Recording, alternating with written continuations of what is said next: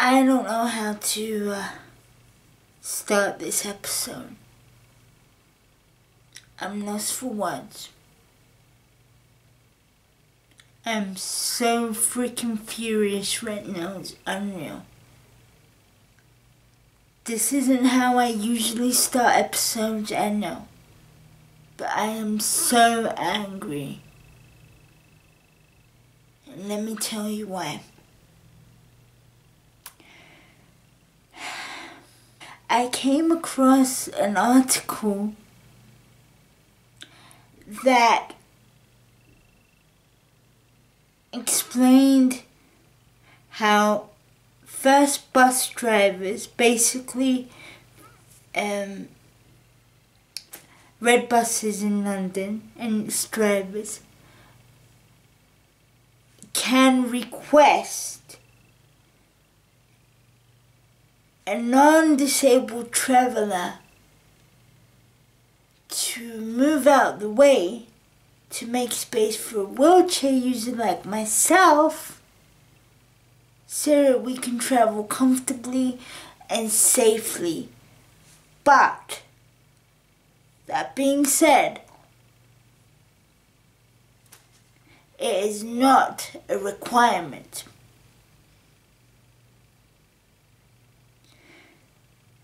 Bus drivers are not obligated to I can't even get my words out. To tell people, mothers with buggies and their babies, to move out the way. This is just another reason for me not to travel on the bus. You guys know that I have had experience in using buses. I've explained this to you in the first episode. However, I am not a frequent user. Commuters are my reason for not using the bus. Because I don't feel equal. I'm not expecting any special treatment. I just want to be equal. Be a normal person. Just get on with my life. But no. Judges have ruled that drivers have a choice to let commuters know, especially mothers with buggies, to move out the way. They don't have to. It makes me cringe.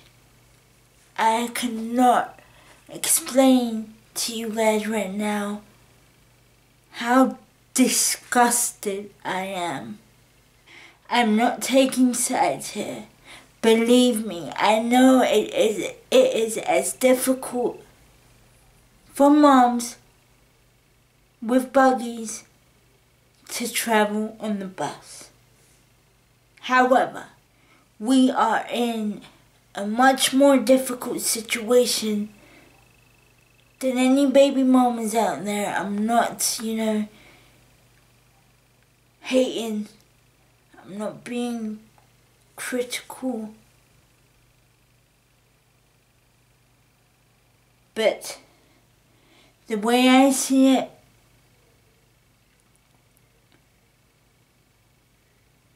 having a baby is a choice. Being a disabled person isn't. This is what you get. Once you're a disabled person, you're a disabled person. You can't go back on that. You don't have a choice. You just have to work around it. Now, I've been on buses, as I've said before. And I haven't had the smoothest experience. It's been rocky.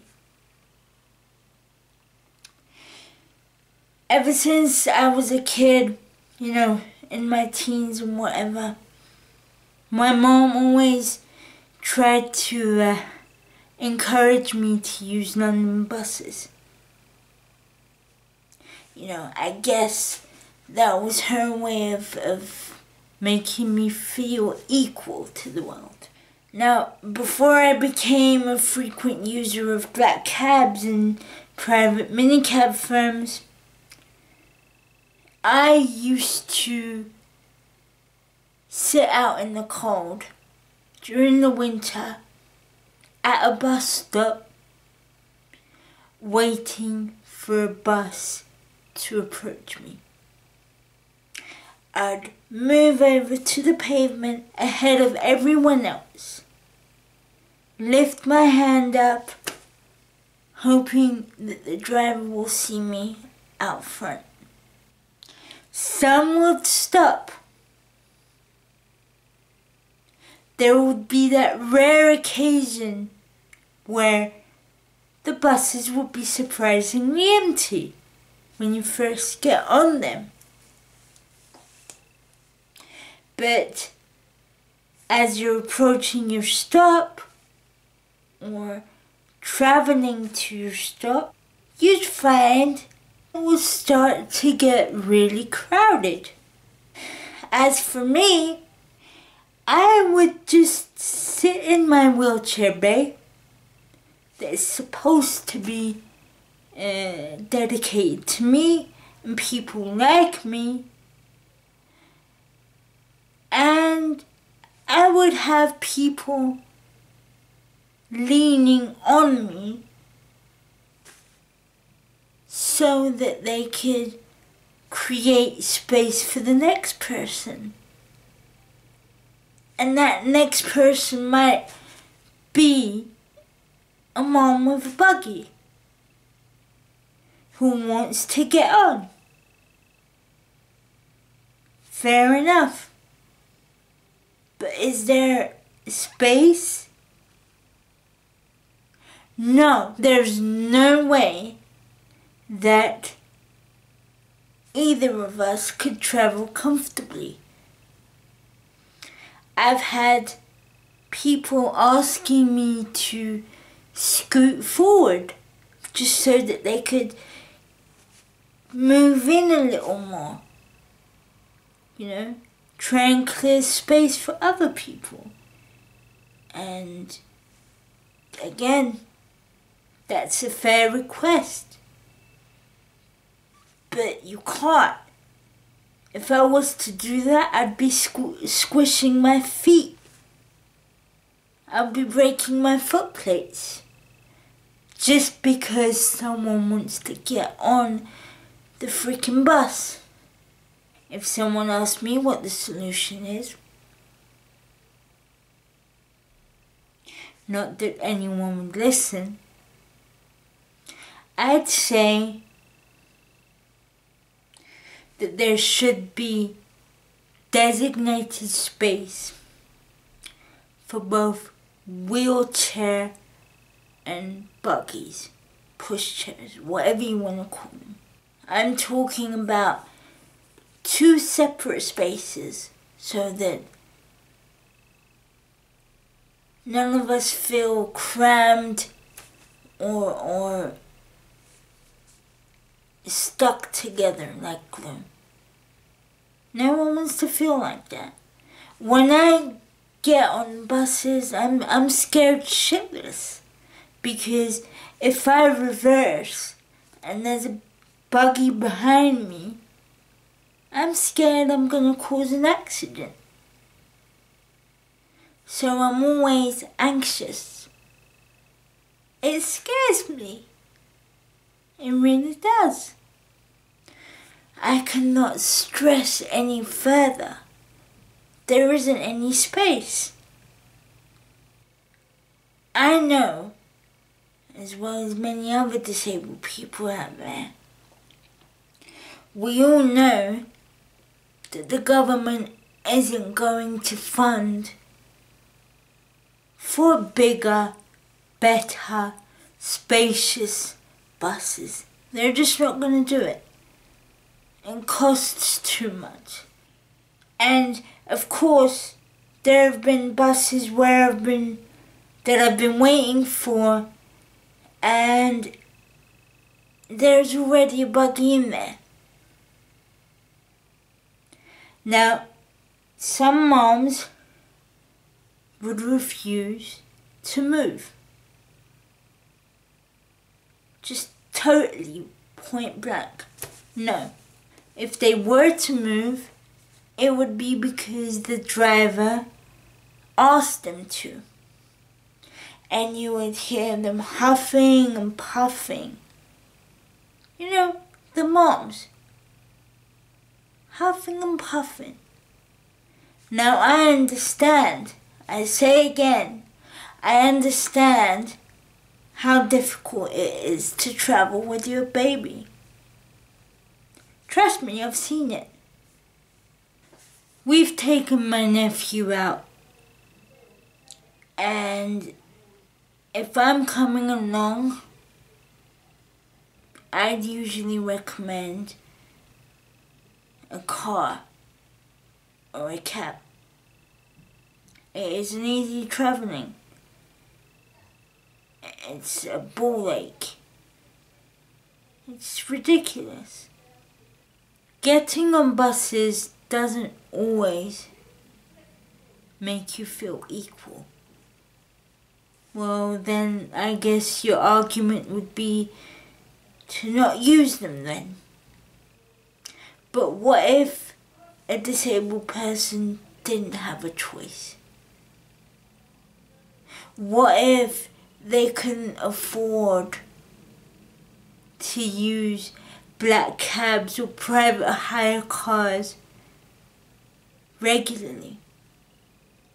What then? Do we just sit at home in a beanbag, sucking through a straw? I swear, society believes we don't have a life. Because if that wasn't the case, I wouldn't be sitting here talking to you right now about this. This is 2014. And we, as disabled people, are still not considered to be equal.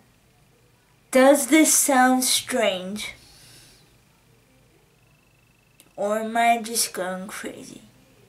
Look me in the eye and tell me honestly if you think this is fair.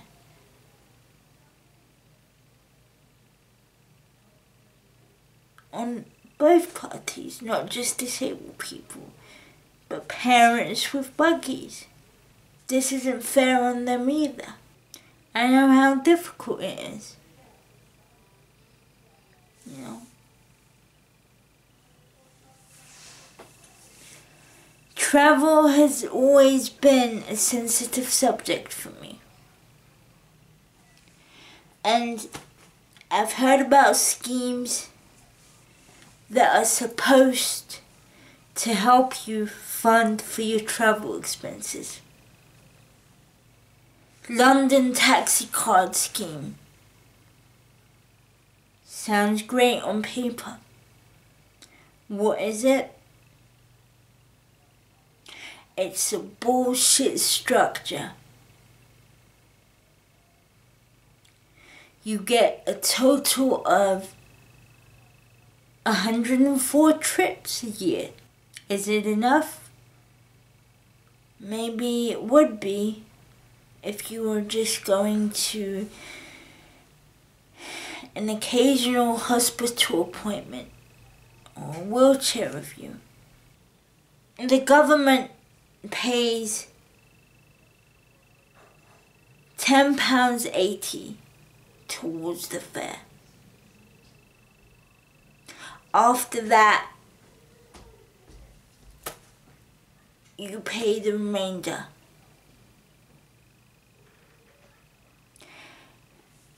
I think it starts from £2.50 and there onwards.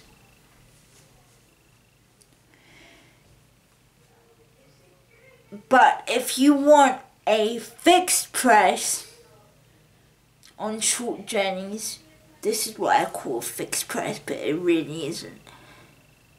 You have the opportunity to swipe twice. And again, this purely depends on the borough you live in, because some boroughs won't even allow a second swipe. On a second swipe, you pay a fixed price of £5. And I think that's for a trip with a 5-mile radius or something like that. I'm not entirely sure. But there's a catch here. If you actually do swipe twice, you lose an extra trip. So technically, you spent 2 trips on one cab ride. Is it fair? No. It's just not feasible. That is why I sometimes choose to use buses over cabs. Purely because of the affordability factor. That's just it. I don't enjoy it. I wish I had my own chauffeur. Again, I can't afford it. Traveling in London has always been frustrating, tedious, stressful, hectic, hellbound, whatever you want to call it. And it doesn't have to be this way. It really doesn't. Find another way to make each and every one of us not only happy, but equal. This is 2014. We shouldn't be having problems like this. So please, please get your act together and find a way out for all of us. We have the right to use public transport as much as anyone else out there. According to an article written by The Independent, bus companies will not be legally required to compel parents to move their children's buggies to make way for wheelchair users, following a judgment at the Court of Appeal today. What the fuck, man? What is this?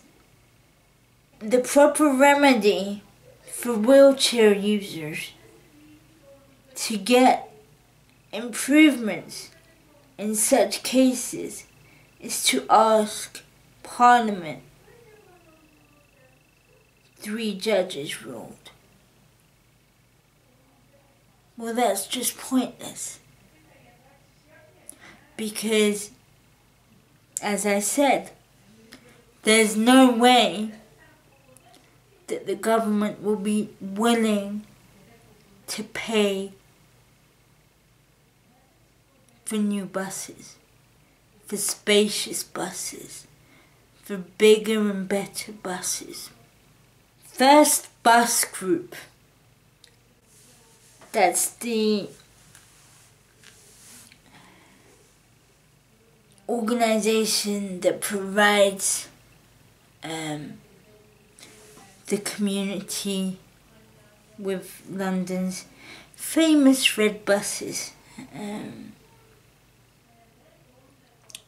had asked the judges to give a ruling following a woman's refusal to move a pushchair with a sleeping baby from a bay on a bus to Leeds in 2012.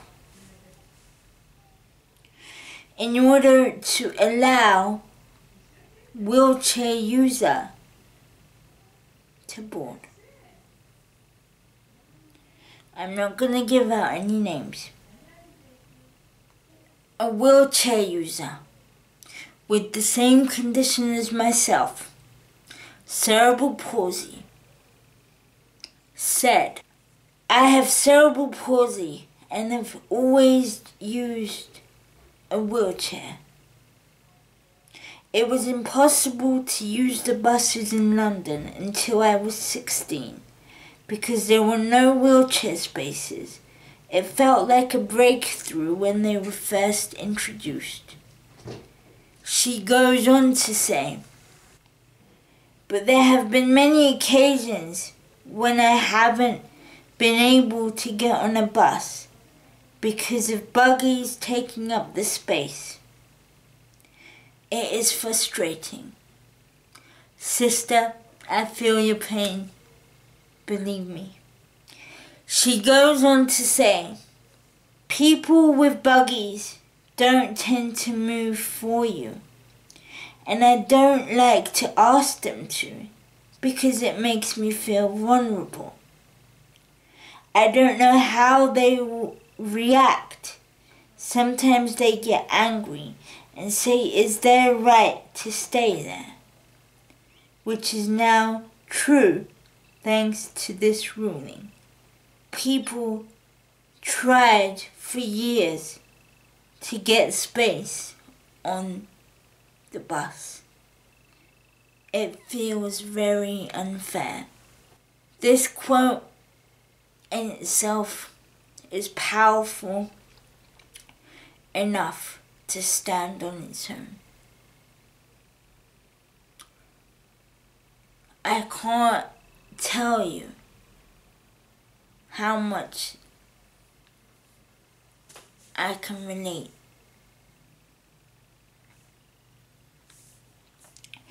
Because when you usually get on the bus and there are buggies, maybe one, maybe two, maybe even three, if they're creative and clever enough to fit all three buggies on the same bus, who knows?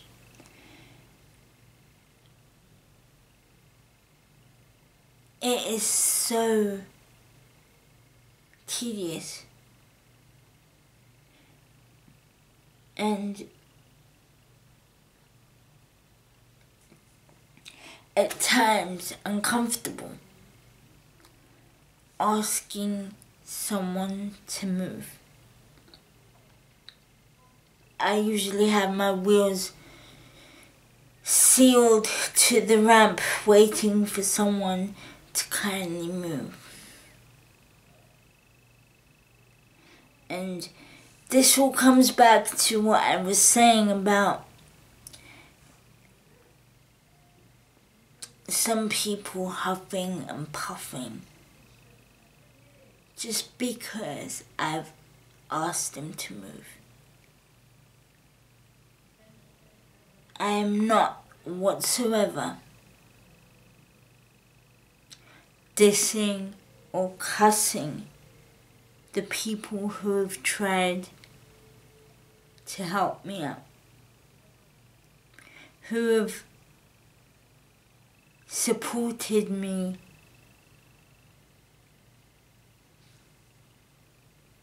with like getting on the bus. First bus and the 3 judges of the High Court who have dealt with this appeal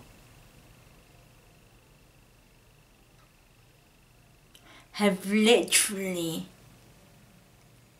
taken away our freedom. That's what they've done. I feel handcuffed right now. Even if they are on a bit loose, it doesn't matter. The cuffs are still on me. Believe me when I say this. I promise you, I am not presenting a biased opinion here. This has been how we roll. Thanks for watching. I'm sorry for ranting, but this is a subject that's really been irritating me, and I wanted to get my opinions out there. Please like, comment, and subscribe. I would love to know your thoughts. You guys are awesome for sticking with me. Until next time, guys and girls. This is B signing out.